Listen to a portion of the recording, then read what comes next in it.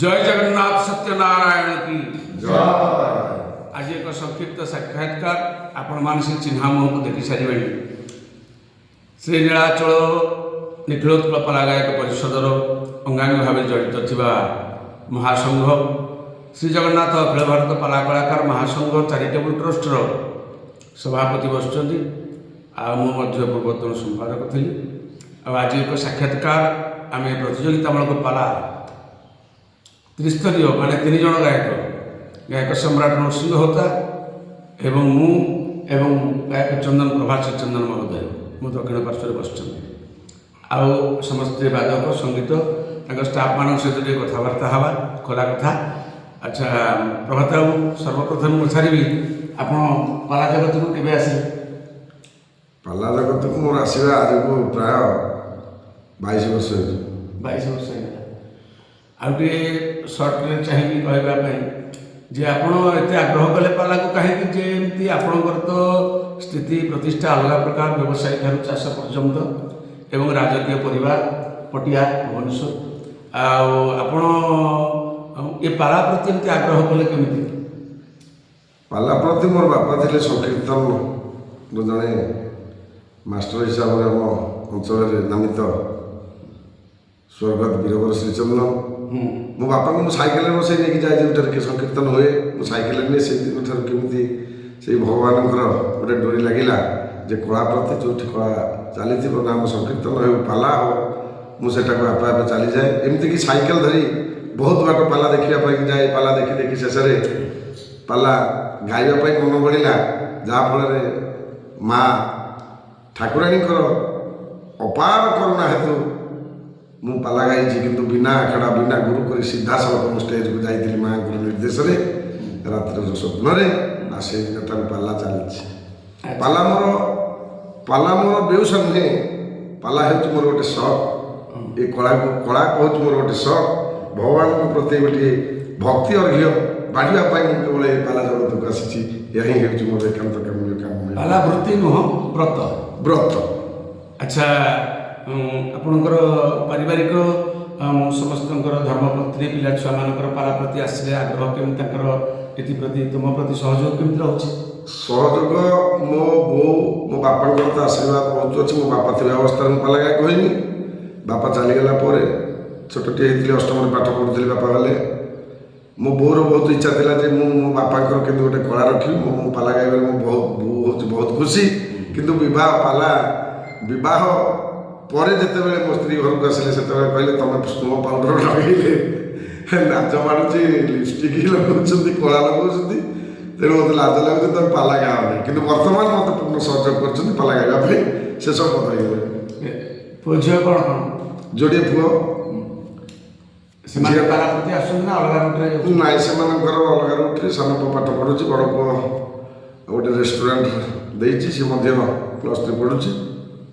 अच्छा जो पालाटी आप आरंभ कले मन अच्छी कि प्रथम पाला को मंच में गाइले को जगह गाइले को गुरु आशीर्वाद मिले? प्रथम पाला से स्टोरी तो गोटे अलग स्टोरी थिला संक्षिप्त कहूँ दिन हठात मु रात्रि स्वप्न देखुची जे मो गाँ को आसला आम बुढ़ी केन्दुआणी पाखे कि जड़े बुढ़ीटे बसला मत डाकिले पुओ ये आस मुझे जाइली आम पटे मत बसैले मो मुंडे हाथ बोलते कहले तू काली पाला गायक हो पाला कौन मुझे जानी पाला भर के प्रवेश करनी पाला गाइबा केतबेले इच्छा कर से दिन स्वप्न देखिली तापर दिन आम गाँव में ड्रामा हुए जड़े मास्टर अच्छा गौरा भई बोली राति हरिजन हो पारती सी आस मत डाकिले कहले वृंदावन गोटे पाला कल रखिलु आम हरिजन संप्रदाय मोर भणजार किंतु पाला गायक जी आमर ताकर मोर झगड़ा हेतु से पाला को जावाई मना कर तू टे चाले चामर धरी चलईदेबू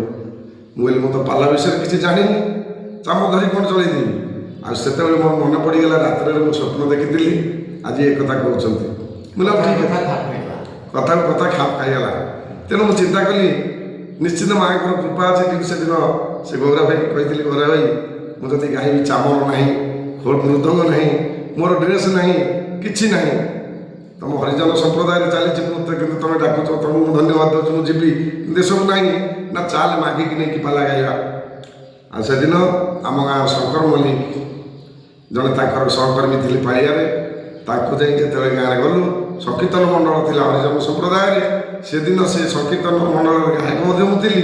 ସେମାନେ ରାଜି ହେଇଗଲେ। ଆଉ ସେଇଦିନ ସଂକୀର୍ତ୍ତନ ଧଳା ଧୋତି ଖଣ୍ଡେ ପିନ୍ଧିଲି। ଆଉ କେଦାର ମଲ୍ଲିକ ବୋଲି ଜଣେ ଥିଲେ, ସେ ଚାମର ପାଇଁକି ସେଦିନ ହସ୍ୟ ଶିକ୍ଷା ଦେଇଥିଲେ 5,000।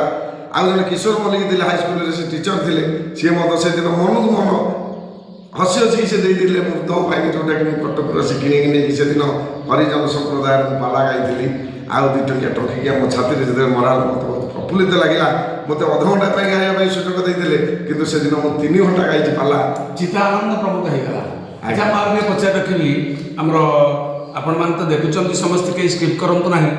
ଏ ମୋ ଆଖଡ଼ା ଘରେ ଆମେ ଏକାଠି ହେଇଛୁ, ଗାୟକ ଶ୍ରୀଚନ୍ଦନ, ପ୍ରଭା ଶ୍ରୀଚନ୍ଦନ ଏବଂ ତାଙ୍କର ବାୟକ ଆଉ ସଙ୍ଗୀତମାନଙ୍କର ସମସ୍ତଙ୍କର ଠିକଣା ପରିଚୟ ଟିକେ ନେବା ଏବଂ କେଉଁ ଜାଗାରେ ସେ ପାଲା ଗାଇଲେ, କେଉଁ ମଙ୍ଗଳାଚରଣ ଗାଇଲେ ପ୍ରଥମ ପ୍ରାରମ୍ଭିକ ଭାବରେ, ଆଉ ପାଲା ଜଗତକୁ କାହିଁକି ଆସିଲେ, ସମସ୍ତ କଥା ବିବରଣୀ ତ ଆମେ ଜାଣିବା ପାଇଁ ଏ କାର୍ଯ୍ୟକ୍ରମଟି ଆରମ୍ଭ କରିଛେ। ଶେଷ ପର୍ଯ୍ୟନ୍ତ ଦେଖୁଥାନ୍ତୁ। ଆଉ ମୁଁ ଟିକେ ବାୟକଙ୍କର ଠିକଣା ପଚାରିବି, ନାଁ ପଚାରିବି। ନାଁ କ'ଣ?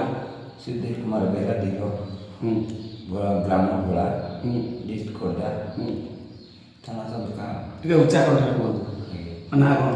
ପ୍ରକାଶ ଚନ୍ଦ୍ର ସ୍ୱାଇଁ, ତ୍ରିଶୂଳିଆ ପାଖରେ ବେଲଗଛିଆ ଗ୍ରାମ, ବାରଣ ଥାନା, ଜିଲ୍ଲା କଟକ। ମୋ ନାମ ହେଉଛି Chittaranjan Tripathy, 8 post Salapada, via Bhapur, district Nayagarh. ପାଲା ଜଗତରେ ମୁଁ 15 ବର୍ଷ ହେଲା ଭଜନ ସହକର୍ମୀ ହିସାବରେ ଅନେକ ଗାୟକ ସାଥିରେ ବହୁତ ମଞ୍ଚ ବି ବୁଲିଛି। ଆମର ସାର୍ଙ୍କ ସାଥିରେ ମୁଁ ପ୍ରାୟ ଯେତେ ପାଲା ଅନୁଷ୍ଠାନ ମୋତେ ସାର୍ ଡାକନ୍ତି, ସାର୍ ସାଥିରେ ବହୁତ ପାଲାରେ ମୁଁ ଯାଇଛି। ଆଉ ଆପଣମାନଙ୍କର ଆଶୀର୍ବାଦ ସେମିତି ମୋ ଉପରେ ଥାଉ। ମୁଁ ବ୍ରାହ୍ମଣକୁ ବହୁତ ଭଲ ପାଏ। ଆପଣ ବି ବ୍ରାହ୍ମଣ, ମୁଁ ବି ବ୍ରାହ୍ମଣ, କିନ୍ତୁ ଜାତିଶ୍ରେଷ୍ଠ ବ୍ରାହ୍ମଣ ହିସାବରେ ମୁଁ ଏତିକି ନିବେଦନ କରୁଛି, ସାର୍ଙ୍କ ମଞ୍ଚ ଯେତେବେଳେ ଯେଉଁଠି ଯେଉଁ ଅନୁଷ୍ଠାନରେ ପଡ଼ୁଛି ମଧ୍ୟ ଯେତେବେଳେ ଫୋନ୍ କଲେ ମୁଁ ଯଥା ସମୟରେ ଯାଇକି ପହଞ୍ଚୁଛି। ସହଯୋଗ କରିପାରୁଛୁ। ଆଜ୍ଞା, ଏତିକି ଆପଣମାନଙ୍କର ଆଶୀର୍ବାଦ। ବାବା ତୁମର? ଆଜ୍ଞା ନମସ୍କାର, ମୋ ନାଁ ରଞ୍ଜନ କୁମାର ସାହୁ, ଗାଁ ହେଲା ଖୋର୍ଦ୍ଧା ବଘେଇଟାଙ୍ଗି। ମୁଁ ସଙ୍ଗୀତ ପାଳିଆରେ ସାର୍ଙ୍କ ସାଙ୍ଗେ କର୍ମ କରିବି। ଗାୟକ ରତ୍ନ ପ୍ରଭାସ ସାର୍ଙ୍କ ଘର ନା? ଆଜ୍ଞା। ଠିକ୍ ଅଛି, ମୋ ସଙ୍ଗାତ ବନ୍ଧୁ ଘର। ଆଜ୍ଞା। ଆଚ୍ଛା, ସବୁ ବହୁତ ଖୁସି ଲାଗିଲା। ଏବେ ଆମେ ଟିକେ ଶୁଣିବା ଗାୟକ ଶ୍ରୀଚନ୍ଦନ ମହୋଦୟଙ୍କ ଠାରୁ ଏକ ସ୍ୱତନ୍ତ୍ର ପ୍ରାରମ୍ଭିକ ସଙ୍ଗୀତଟିଏ, 2 ପଦ ମାତ୍ର। ମନରେ ଭଜରାମ ଭଜରାମ ନାମକୁ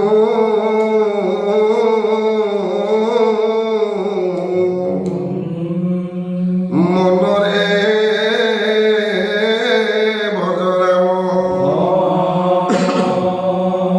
ଇଏ ଦୁର୍ଲଭ ଜନ୍ମ ଗଲୁ କାରଣ ଧନରେ ଧନରେ ଧନରେ ଧନରେ ଦୁର୍ଲଭ ଜନ୍ମ ଗଲୁ କାରଣ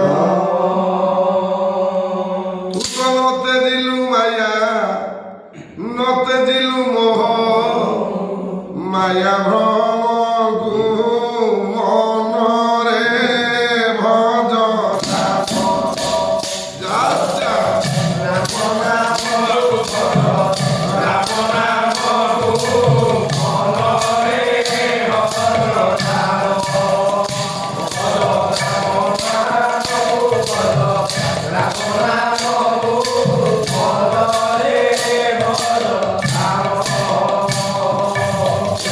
ରାମ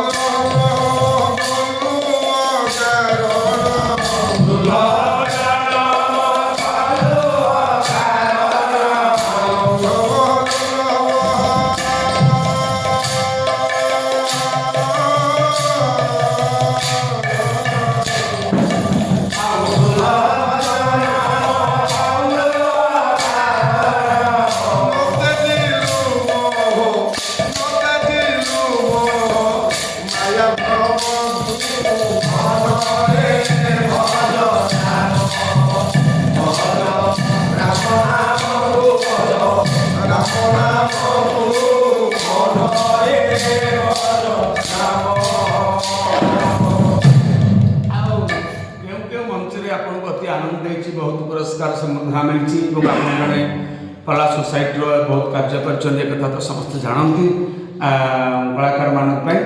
ଆଉ ମୁଁ ଟିକେ ପଚାରିବି କେଉଁ କେଉଁ ମଞ୍ଚରେ ଗାଇଛନ୍ତି ଏବଂ କେଉଁ କେଉଁ ଗାୟକଙ୍କ ସହିତ ପ୍ରତିଯୋଗିତା କରିବା ପାଇଁ ଭଲ ଲାଗେ ବା ଲାଗିଛି ଆପଣ କରିଛନ୍ତି? ମୋତେ ଏଇ ପବିତ୍ର ରାମନବମୀ ଗତ ବର୍ଷ ମୁଁ ଯାଇଥିଲି ପାରାଦ୍ୱୀପ ଶାରଳା ମନ୍ଦିର। ପ୍ରସନ୍ନ ପଟ୍ଟନାୟକ ମହୋଦୟ ତାଙ୍କରି ସହିତ ବାଦପାଲା ଚାଲିଥିଲା। ସେ ମଞ୍ଚରେ ଯେତିକି ମୋତେ ମୋ ଜୀବନ କାଳ ଭିତରେ ପୁରସ୍କାର ମିଳିଥିଲା ଆଜି ପର୍ଯ୍ୟନ୍ତ ସେତେ ପୁରସ୍କାର ମୁଁ କେଉଁଠି ପାଇନି। କିନ୍ତୁ ବହୁତ ସୁନ୍ଦର ଭାବରେ ମା ଶାରଳାଙ୍କ ମଣ୍ଡପ ମା ଶାରଳାଙ୍କ ମଣ୍ଡପରେ ସୁନ୍ଦର ଭାବରେ ପ୍ରସନ୍ନ ପଟ୍ଟନାୟକଙ୍କର ମୋର ଯେଉଁଭଳି ଭାବରେ ପାଲା ସେଠି ଭଲ ପରିବେଷଣ ପାଲା ହୋଇଛି ଆଉ ସମସ୍ତେ ମଧ୍ୟ ଖୁସି ଥିଲେ। ତାପରେ ମୁଁ ତ ଅନେକ ପାଲା ଆପଣଙ୍କ ସହିତ ଗାଇଛି, ବିଜୟ ଓଝାଙ୍କ ସହିତ ଗାଇଛି, ବିଶ୍ୱନାଥ ସ୍ୱାଇଁଙ୍କ ସହିତ ଗାଇଛି, ଗୋପାଳ ଜେନାଙ୍କ ସହିତ ଗାଇଛି, ମୋ ବନ୍ଧୁ ନୃସିଂହ ହୋତାଙ୍କ ସହିତ ମଧ୍ୟ ଅନେକ ପାଲା ଗାଇଛି। ତା ଭିତରେ ମଧ୍ୟ ସୋନା ଭାଇନାଙ୍କ ଠାରୁ ଆରମ୍ଭ କରିକି ବହୁତ। ଆଚ୍ଛା କେଉଁଠି ବେଳେବେଳେ ପାଲା ମଞ୍ଚରେ କୁହାଗଲା ଆରୋପ ପ୍ରତ୍ୟାରୋପ କଥାକୁ ନେଇ ଆପଣଙ୍କର ମତ ତ ଭିନ୍ନ ମନମାଳିନ ହେଇଛି? ନା ନା ସେମିତି କେବେ କୌଣସି ମତ ମନମାଳିନ ଗାୟକ ମଧ୍ୟରେ ହୋଇନାହିଁ।